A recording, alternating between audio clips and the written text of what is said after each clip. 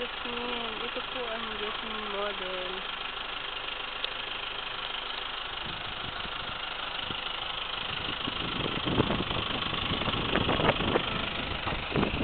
Ito po yung community. Yung mga ongoing construction. Then, ito po, masok tayo sa unit. Ito yung car garage niya. Kasi ng carport. Yan. Ito po yung pagpasok ng bahay natin. Ito po yung pinaka-living area. 164 po ito. 164? Tapos, ang floor area niya po, 160.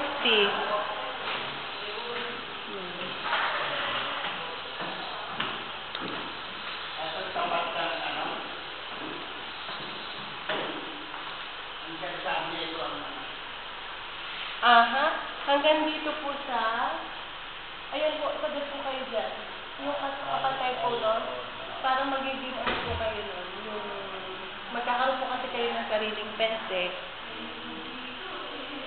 I-video ko lang po tayo ha. Kasi titingnan po ni Ma'am Jenny. Para makita daw niya yung actual.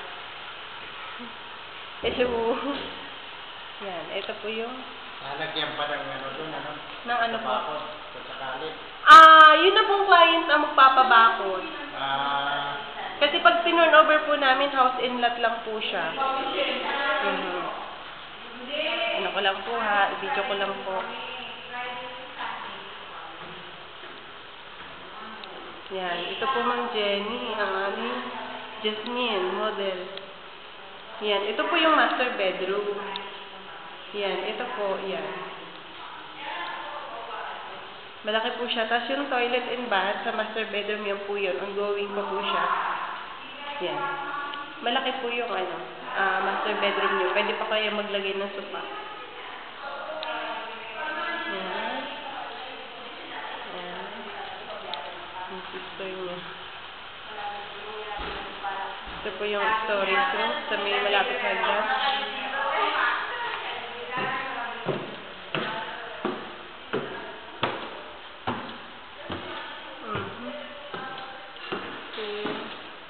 Ito po yung toilet sa taas.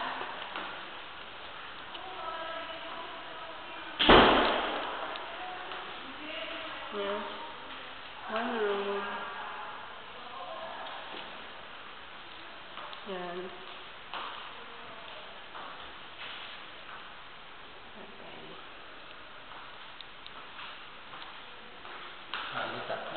Opo, tatlo po sa taas.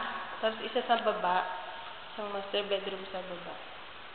Yan, ito naman yung pangalawang kwarto. Doon po sa isa sa ano, may nakatira na yung kabilang yun. Yan.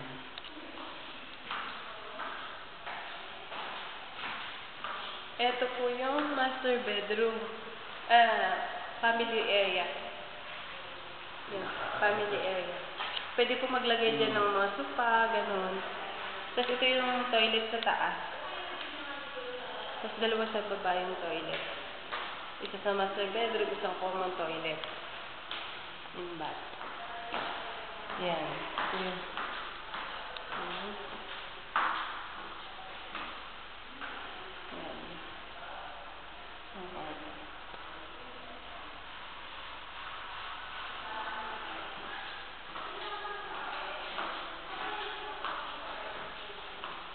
Ito naman terrace.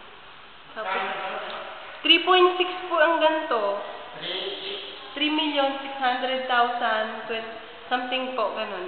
3.6 to 3.7. Nagre-range. Yan. Ito po yung terrace. Terrace.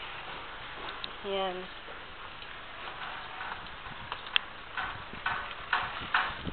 Yan. Ito po yung ano niya. Taas. Yan siya. Yung terrace. Buti uminit. Ayun.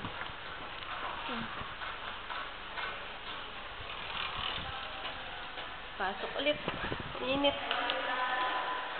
Yan.